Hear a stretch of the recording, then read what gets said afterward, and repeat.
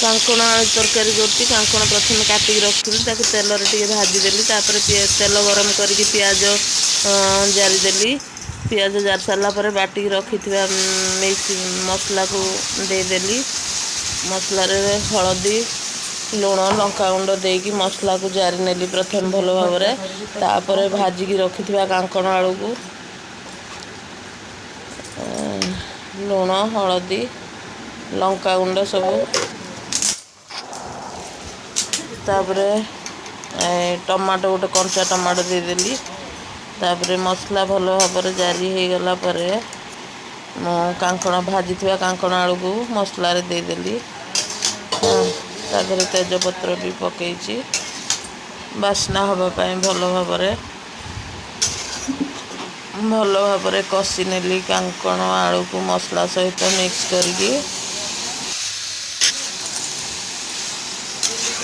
कषि सारा मसाला कषाटा समय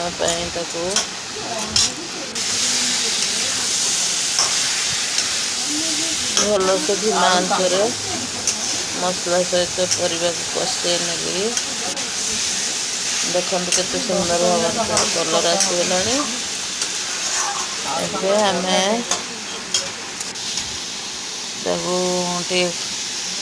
घरे थिला देसी पनीर घरे बना पनीर भी ताधे मसला सहित कषि नेली मसला सहित पनीर देकी कषि सारा मसलाटा भल से कषि गले तरकार टेस्ट आसे तापर पानी देदेली देखु केते सुंदर भाव ग्रेवी पूरा बहलिया हो कभर करदेली किसी समय कभर करदेली तापर देखो केते सुंदर भाव आमर कांकण आलू मसला वर्तमान रेडी हो जाती देखु